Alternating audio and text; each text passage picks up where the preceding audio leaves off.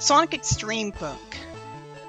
It starts by revealing that Sonic has a mountain bike he's sitting on atop the tallest mountain on the planet, while Rotor stood at the bottom with a stopwatch and checkered flag. While it's never been established before that he rides mountain bikes, it makes sense that a daredevil who's already athletic would, and it makes him look cool on top of being new. While this doesn't seem to be moving the plot along, it's still a great start. The story says Sonic had become hooked on extreme sports, which is spelled XTreme.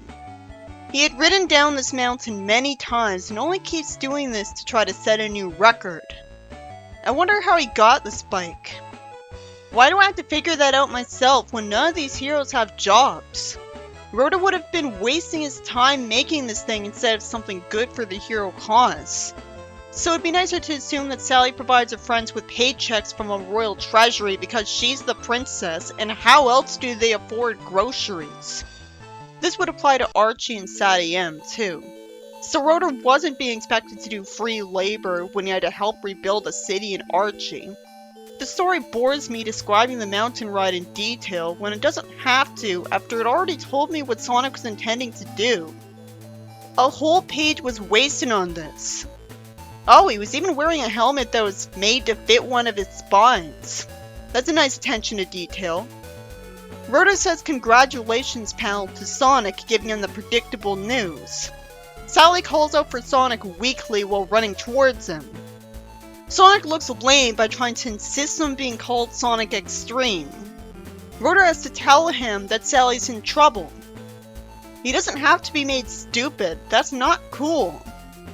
The story bores me by unnecessarily reiterating where they live and what they tend to do when the story would only tell you that anyways if it just progressed. It's like it goes into an intro for Sadie M every book like it doesn't even know its audience. Sonic carries Sally to the mountain base as she says that she and Bunny were out on patrol. He must have gone here before she left. Again, why do they bother going on patrol? The story wastes time boringly recapping what Bunny is for no reason. Sally says she and Bunny were carrying the new robot paralyzing weapon. Another OP gadget that would have destroyed the tension of Sadie M. It's not explained why one of the robots fired it at Bunny before the weapon could be used against them. So I have to assume they're just cowardly idiots in the story who were too busy gasping at seeing robots to simply press a button. How about have a robot jump out from a bush behind Bunny and push her in front of the weapon and another one of them press the button? Sonic asks where Bunny is when it was already an obvious conclusion that Bunny was captured. Why have her get kidnapped again? Having Sonic's friends get kidnapped is a lazy and demeaning plot device that doesn't result in a plot that revolves around the heroes doing something to inconvenience the Eggman Empire, which was the whole appeal of the show. Instead, the heroes are righting a wrong to go back to square one. This book series has kidnappings happen way too often. It makes it seem like the heroes are making no progress. The only progress they made was finding the list in the fortress, otherwise it was nothing but saving Princess Peach. The story has the blatant padding of showing Sally's point of view when she wakes up in bed while Antoine's keeping a cool cloth on her forehead for no reason. Why would anyone want to see this instead of the story sticking to Sonic? Antoine says they'll go save Bunny after she regains her strength. Why? She literally never does anything in Robotropolis. Logically, Eggman would roboticize Bunny as soon as possible, and they should assume this and not irresponsibly wait. Why does Sally ask how she got back here when she knows Sonic is fast? She thanks him with a warm smile.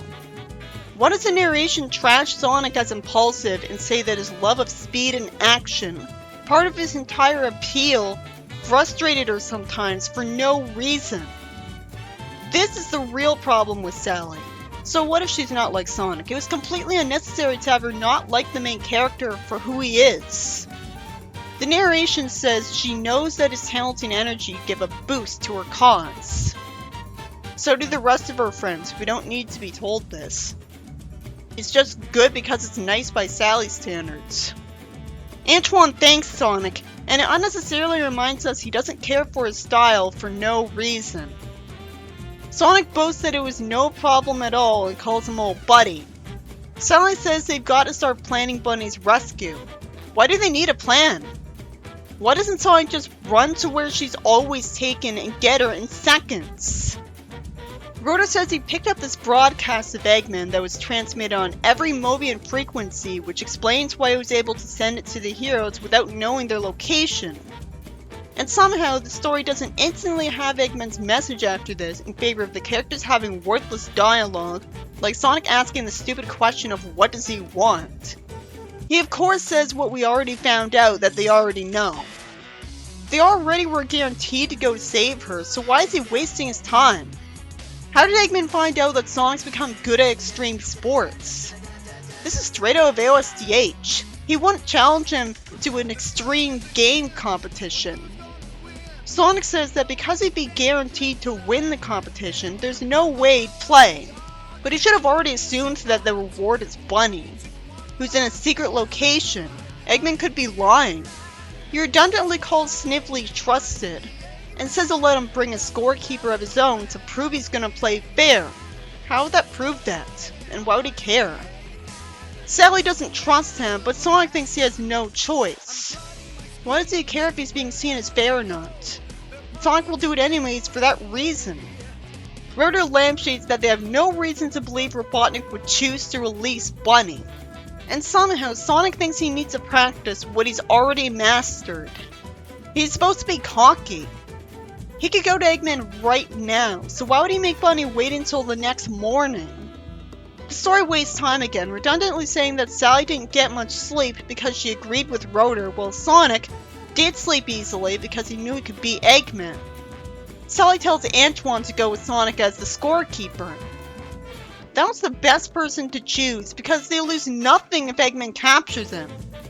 And logically, the only reason he said he could have a scorekeeper was so he could try to capture him after the fact. This has to be why she chose Antoine. I don't know why Antoine bothers trying to argue with her. Usually all he does is be her lapdog, so this is out of character. I like that Sonic gives him a punch in the arm, but since he's talking like he's somehow happy he's gonna be with him, it's annoying that the narration doesn't explain that he's aware that Antoine's not happy about this arrangement and he's just teasing him. I hate that Antoine pretends to be okay with it unconvincingly. What a waste of my time. It's just the Knuckles and Sonic dynamic before Knuckles. It's the Knuckles and Sonic dynamic before Knuckles was... They bring out the worst in each other. Sally and Rotor plan on trying to rescue Bunny from the fortress, when there's no reason to believe they won't just get captured anyways. Why does Sally doubt Sonic would win? She should explain that Eggman might have a robot prepared who's even better than him at sports.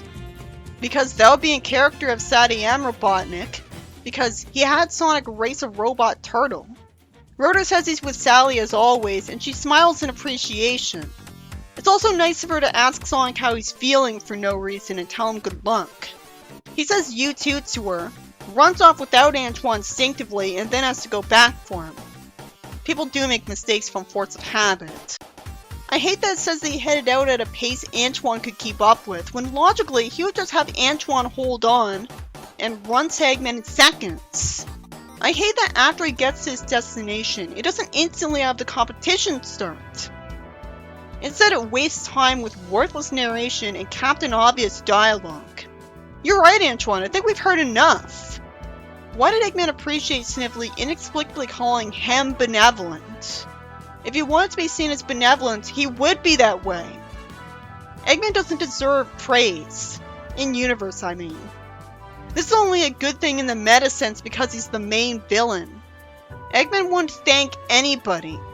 And Snively doesn't deserve that because he was dumb enough to work for him when he knew he was a bad boss, instead of tell the king his plan to betray him. Antoine unnecessarily calls Sonic extremely impulsive and reckless. When has he ever been like that? He's not so stupid that he gets hurt mountain biking. So that doesn't count because he does it knowing full well that he won't get hurt. For good reason. If he was impulsive, he would have already gone to the fortress and saved Sally the effort. I wouldn't blame anyone for saying that Sadie M hates Sonic. Usually it does. But it's a little reductive to say it because Sadie M glorifies his speed. and has to be the most useful character without any other person with special powers on his team. They could have easily given all the SATM characters powers.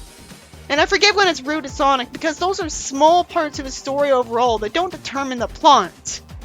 If the whole plot was driven by that, then it would annoy me. At least Sonic's meant to be sarcastic with Antoine for insulting him. Antoine didn't need to say he'll be a scorekeeper, because why else would he be here? Eggman and Snively are seriously going to compete with Sonic themselves. This is like that episode of AOSCH. You'd think Eggman would use robots because he's all about machines. In fact, another episode of that show did do that for a sports tournament. I could see the two-sided coin flip cliche from a mile away. Thankfully, it doesn't even matter that Eggman always has to go first. Eggman does a bungee jump. I like that it says his huge body fell like a stone. I get to read about Eggman plunging into the sea repeatedly. I like this. Sure, it's missing the point of SATM's Eggman by being disrespectful, but it's cathartic enough to make up for it. SATM had him get stung by a bunch of bees, so probably would have done something like this to him if it went on long enough. And at least it's still establishing that Eggman's surprisingly fearless because he does these things. It has Snively pull Eggman up, which is said to be no easy feat. No kidding. Those words just draw attention to the fact that it should be impossible. Maybe this version of Snively has super strength. It makes as much sense as Sonic having super speed. Logically, why would humans never have powers in a world where random people can get born with them? Eggman has cybernetics already, so Snively could be strong for that reason to help him out. It would definitely not be canon to SATM though, where he's supposed to be weak. Sonic jumps, and Snively shouts a blatant lie, which makes Antoine somehow dumb enough to look away. And Eggman slices off the bungee cord on Sonic. That's impressively smart. First time it ever happened to Sonic. But it's held back because it only got to be done by giving Antoine the idiot ball. The story takes forever to establish that Sonic ran up the falling cord. He holds one piece of the cord in each hand and ties the cut ends into a knot at super speed so that it can do all the bungee jumps. And as usual, he calls Eggman Buttnik. Eggman is much less demeaning and immature. Sonic threatens to have Eggman eat the cord for lunch if he does something like that again. Why doesn't he do it to him now? Why doesn't he put it in his shoe for later? He must just be bluffing. I'm glad Eggman doesn't get to call him out, because Eggman's a jerk. The same logic for why Sonic didn't kill Eggman at the end of Sonic Riders after he passed out, that he's too much of a softie, would also apply to him not pushing Eggman off the cliff to free Mobius here. Already discussed how selfish these so-called heroes are for having a no-kill rule with the Tyrant, when real-life freedom fighters aren't like that for a reason. The standard for a good hero is different depending on context. I almost forgot to point it out because I'd gotten used to these stupid SATM books. Snively suggests they move on to the next event, and inexplicably, Eggman says that this is an excellent idea and why it keeps him around, even though they were going to move on anyways. This is not in character. This reminds me of when AOSCH Eggman was nice to his sidekicks. It was nice of Antoine to ask Sonic if he's alright. Sonic says Sonic's the name and Speed's my game. That's in character. That was a meme all the way back in 1996. I thought it was from modern Sonic. It could have started from an obscure novel nobody read. I like that he says he's even happier because he beat a cheater. Oh, I hate that the story cuts away to Sally's boring subplot with blatantly worthless recap about the backstory of Eggman's fortress and overly descriptive narration about the settings she and Rhoda are walking through. Nothing interesting is going on. Sally comments that there's only one robot guard instead of two. So why didn't the robots hear her and Rhoda talk? Robots would have great hearing. Rhoda's invention makes a loud beeping noise, and the robot rushes into the woods after the device when the heroes aren't there anymore, letting them head to the locked door. Wait a minute. How in the hell is there woods next to Eggman's fortress? Especially since SATM established that he sent airships flying everywhere that destroyed all of the woods close to Robotropolis. I guess Rhoda made the woods with a really fast tree growing serum, and Robotnik was too lazy to destroy the forest because he wanted to capture the heroes first. Rotor secures wires to both sides of the lock and switches on the power to open the door. I love that Rotor is so much more useful and gadget heavy in the books. Sally says nice trick, and Rotor humbly responds. He takes a long time explaining how his invention works, even though he should have already told her that at home. And Sally says his frequency generator won't keep the robot busy all day, which only makes me wonder how the robot didn't go up to them. They don't find Bunny, but they do find shells full of weapons. They hear robots threaten them, and the narration says they're trapped, as I'm now pissed that Rotor didn't bring a robot destroyer like he invented in a previous book. Remember, these books have continuity with each other. Even if the earliest ones aren't canon to this, it is still shown him to be so capable that he has no excuse for coming here without a weapon. After a bunch of padding, Sally thrusts upwards a laser rifle and shoots it at the ceiling, which crushes one of the robots. Which is exactly what Rotor already did, but at least she tried. And that distraction gives Rotor the time to use his robot paralyzer against them. Rotor says nice work. That's nice, but it's bad writing that Antoine isn't the only one who calls her princess. They're supposed to be friends, not her servants and soldiers. And this could create the false impression otherwise. Whatever happened to royal titles don't matter in the forest? Maybe she'd be a little more popular without this worthless detail. Sally says nice work as well, and says she can see why they kept his weapon on a high shelf. They go to Eggman's control room using Rotor's weapon, and use Nicole to search the main computer and look for references to Bunny. If the control room is as easy to get into as this, they'll have no excuse for not returning and arresting Eggman. I thought the only way you could get into the control room was to disguise yourself as a robot and make sure Eggman's in there so that he can press a button to open the door. Why did he decrease his security on it? No wonder this is the last IDM book. Right after this, Sonic would have gone to the control room and arrested him. Nicole says sorry and explains that Eggman made an orbiting spaceship that's a prison. Sally jumps to the conclusion that Bunny's there, and nobody points out that she could be wrong. She thanks Nicole, and Nicole says always glad to help. She's better in this story than she is in the show. She's an actual character, even if she is still a flat one. Sally tells Rotor they're gonna get to Bunny with a spacecraft, and Rotor naturally asks where they're gonna get one, while not realizing that Sally's going to tell him to build one. Logically, it would take a long time to build a spacecraft, to the point where looking for one would still be worth doing in the meantime. Once again, she's not the great plan maker she's cracked up to be, but I know better than blaming the character instead of the writer. How is Rotor unsure that he can make a spacecraft? Him being humble keeps him from being annoying, but also makes him even more redundant with what Tails is supposed to be.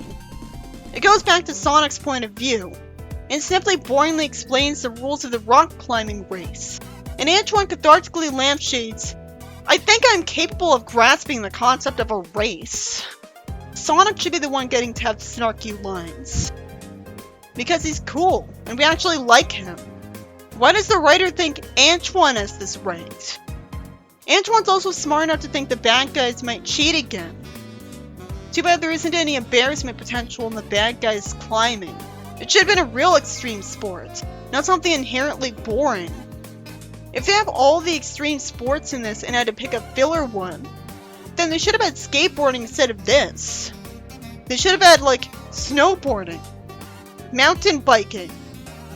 I assume mountain biking is going to be part of the competition, because it was established as an extreme sport at the start. I forgot every competition is simply listed because he said so much, and that's why it shouldn't have been written to explain what all of the contests would be.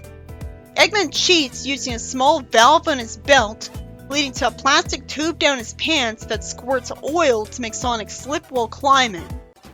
Antoine has a sarcastic quip, and the story wastes my time with snivelly smirking and so on. I already would have assumed Sonic kept sliding down. Sonic gets the idea to move his feet so fast that the heat burns off the oil. But Eggman still wins the contest. That impressed me as well. I didn't think he'd win once. I love that the story is about making Eggman proactive. He's actually doing something in person instead of just sitting on a chair. Why does the story bore me by showing Rotor making something when it's not done yet? It's bad that Sally snarks at Rotor that they don't need to go under the sea when she sees his spacecraft. I don't think that's in character. Why did he have an old diving bell in the workshop? It feels like he got it out of Sonic X in the future. So this is the first time there was ever a diving bell in the franchise. At least him being able to use it for the spaceship's body explains why he was able to build the spacecraft fast. But still doesn't justify it being completed so fast, because there's other parts to the spaceship than the body, so never mind. Since it's a cartoon, maybe people would have suspended their disbelief if Sonic was the engineer in the show and Rotor didn't exist, because Sonic's supposed to be cool. And then judging by OSDH, he would make things so fast with his speed that it wouldn't have this plot hole. He can make a race car with super speed. Sonic being a gadgeteer would have at least tried to make up for him being criticized for his flaws, even when he rarely shows them. So it comes off as insulting game Sonic instead. Sally somehow thinks that it would matter if a million SWAT bots went after her, when Rotor has a robot paralyzer, and they would be ready to use it right away in this instance. If Rotor has this nasty habit of having gadgets get shot out of his hand, then maybe they should take that as a hint that Rotor shouldn't be holding the gadgets anymore.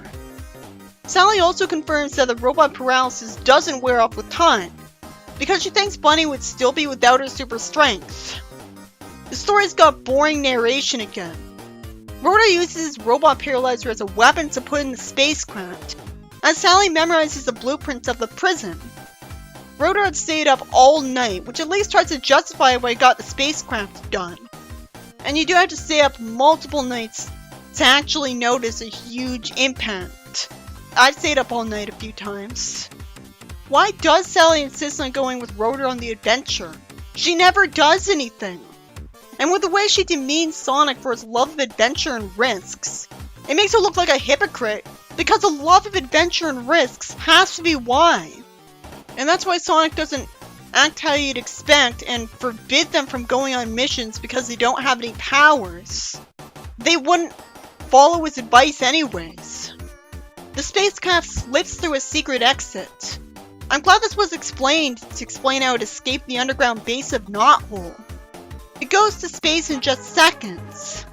I have a feeling that it would need a magic anti-gravity field in the cockpit to prevent Sally and Rotor from passing out from the G-force of it getting there so fast. I guess it must have one. He must have found a magic anti-gravity gem. Sally has a rare moment of appreciating beauty, saying that space is incredible. Rotor wastes time asking Nicole if she's ready for no reason before using her as her navigational computer for the ship. I like that it calls the spaceship a ship because it's faster. Rotor says download please.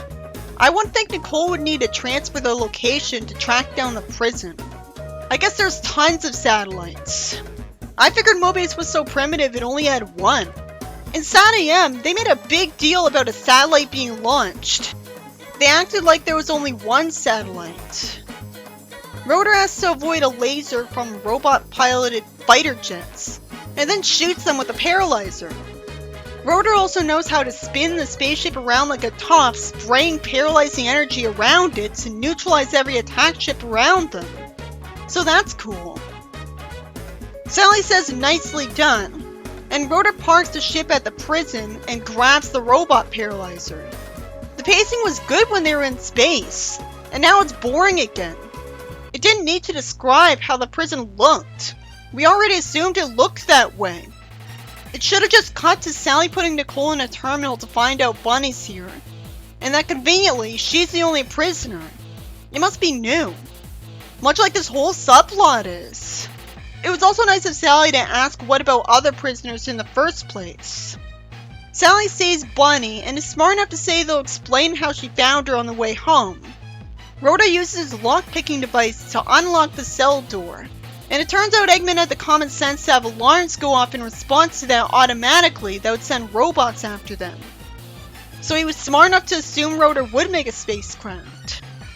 Rotor paralyzes one group of robots.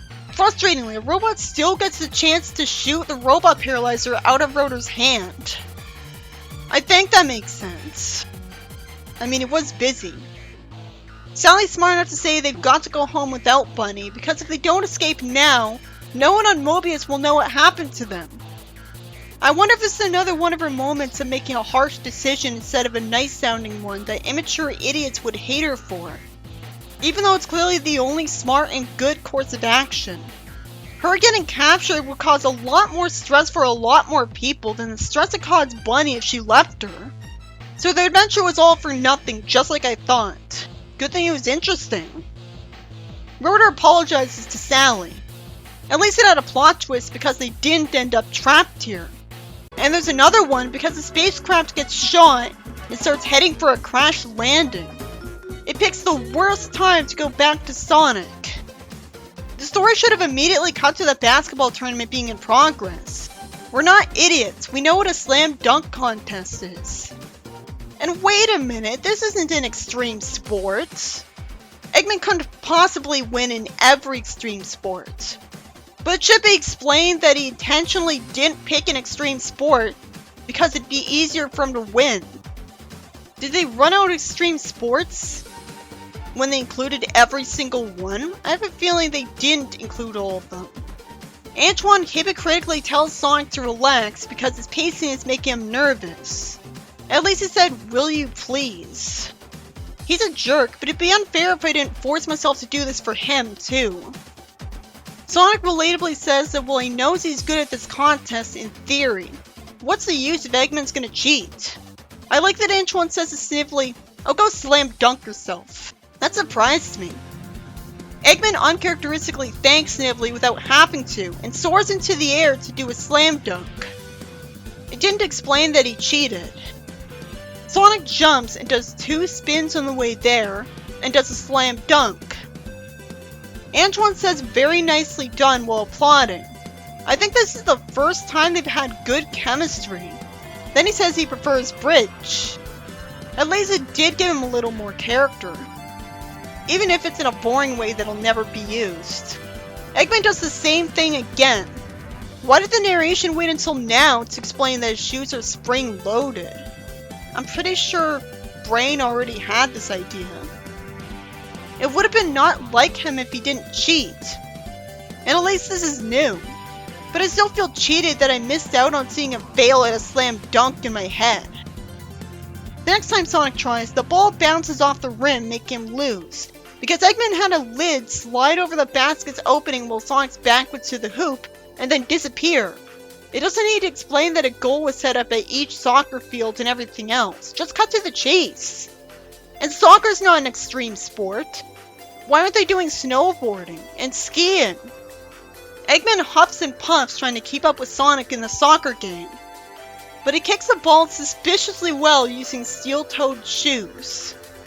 Sonic still keeps the ball from entering his goal and absolutely creams him at the competition. Antoine says Sonic's the winner while mocking the tone that Snively had used when Eggman won. The story shouldn't have reminded me that the next contest is the last one. Now I know for a fact that Sonic's going to win it, because it's a tiebreaker. And how in the hell is Sonic being good at surfing in character? He was too scared to learn how to swim. Even NEW knew not to have him surf. I'm pretty sure in Saturday M he's afraid of drowning. But this narration doesn't mention that. It makes just as much sense that Sonic's only afraid of drowning when he's actually in the water. Sonic is smart enough to assume from Eggman getting his surfboard into deep water effortlessly that he's got a motor on it. But Sonic doesn't despair and is the only one doing fancy moves, so he wins anyways. With the book taking way too many words to get there. There should have been a different sport than surfing in here. I don't even think of it as an extreme sport. There's lifeguards, so it's not like you're gonna drown. Antoine wouldn't say dude, even here. But it was sweet of him to say well done. Sonic thanks him and says nothing to it when you're me. That's really the honest way of saying it. The when you're me could be applied whenever any Sonic says it was nothing. Is it any wonder I don't see Game Sonic as being humble when he says stuff like, "No sweat, piece of cake"? Eggman goes into the sea and bobs up and down in it, and I like that the narration describes him as a beach ball. He also takes in gulps of salt water because for no reason he thought he had to tell Snively to save him. Predictably, Eggman said he never had any intention of freeing Bunny. The spacecraft of Sally's crashes into the side of a mountain and explodes. I wonder if they ejected themselves out of it. Yup, Sally shows up with a parachute along with Rotor right away. Realistically, they would have ejected a bit earlier and not been close to Sonic to reassure him. Apparently they thought it was worth the risk of not ejecting in time if it reassured Sonic as soon as possible. Antoine asks if she's alright when she clearly is.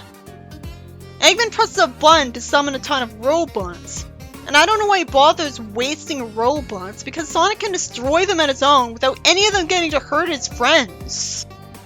I could forgive it in Sonic Boom because they had to have an action scene or it wouldn't be a Sonic show.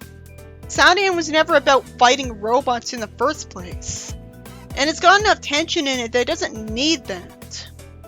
The SWATbot spaceship that had followed Sally's ship here takes off, and Sonic grabs his paraboarding equipment and jumps onto the outside of the spacecraft as it lifts off. Paraboarding equipment. And we have to assume that just like in Sonic 2, he has the required secondary power of not blacking out from getting sent up into the thin upper atmosphere and getting sent into space. And of course we also had to assume that the space prison had oxygen in it, that it had an air bubble around it. Somehow his friends didn't freak out from him doing this. After all, aren't they unaware that he has this magical power? And Sonic should be as well, but he just didn't think ahead. The same would apply to Sonic 2. I like that Sonic's thoughts say he just invented a new extreme sport. When the ship gets close to the prison, Sonic opens his parachute and steps onto his paraboard to use the momentum he had to glide through space and get to the prison, which must have its own gravity, because otherwise a parachute shouldn't send him towards the prison. He smashes the robots and uses a key from one of them to free Bunny. Why did any robot walk around near Bunny with a key to the cage anyways? Wouldn't the key be somewhere further away? That was a bit too easy. Realistically, Bunny can't walk without a robotic strength to move her heavy metal legs. So Sonic carries her to the office of the SWATbot commander that had stolen Rotor's robot paralyzer. He puts her down to destroy the robot, and she makes dozens of robots get paralyzed. Why wasn't the widest beam the only setting for the weapon? Sonic says nice shooting, and they use a cramped one-person craft to fly away. At first it tumbles end over end because Sonic doesn't know how to fly it. That's realistic. Sonic just went up to some flyable machine he never used before and flew it well. That would be bad writing. Through luck, he pressed the button for the automatic stabilizers that logically should have needed to be pressed if they're automatic. They should have just been on by default. He flies the ship down to the world below, and Bunny fires the weapon at the robots that were leading away their friends for being too pathetic to fight robots. Sonic says nice going, and Bunny presses a button called Auto Landing Sequence.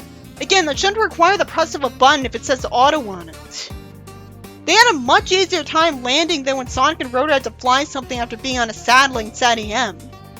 Why weren't the controls so user-friendly then? Because that was actually trying to be realistic. Sally exclaims the obvious that Bunny's safe, and they hug. Antoine tells Sonic a way to go. Rotor reverses the charge on his robot paralyzer by using tools from his tool belt, and gives Bunny back her strength with it. Naturally, she thought it felt creepy to see him pointing that weapon at her, and he reassured her.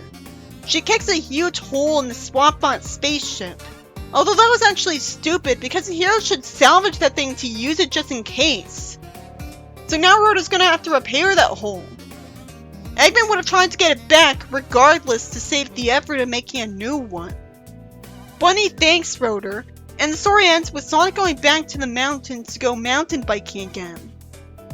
Wouldn't Eggman mountain biking be a cool image? This story was by Michael Teitelbaum. And despite the bad pacing, it was actually good, because both of its subplots were new, and would have been engaging even if they weren't. While it didn't get me to enjoy seeing Eggman suck at sports as much as I had hoped, it is more interesting and cool to see him naturally use his gadgets to cheat. Sally's subplot where she tried to save Bunny may have been for nothing, but it didn't feel like that because it was still interesting to see, and usually made Rotor look cool. And having Sonic be good at sports has him be cool in a whole new refreshing way. The whole story shouldn't have logically happened, because I don't find it very believable that Sally and Bunny didn't use the robot paralyzer in time. So it should have been written that robots surprised them from behind a bush. But since the story is interesting enough, I forgive that. The story would have been less compelling if some random character was kidnapped. So it had to be demeaning to one of the main characters to get the same effect, so that's a shame. I wish they had to save a MacGuffin instead of Bunny. They could have the same exact stories in these books, and just have to save a MacGuffin. I don't know why Sonic Activity Book was included in the list of Sonic novels, because it doesn't have any story in it. I'm not going to talk about the Sonic X novels, like Meteor Shower and Messenger, because they're exact copies of Sonic X episodes. I read most of it, so I know.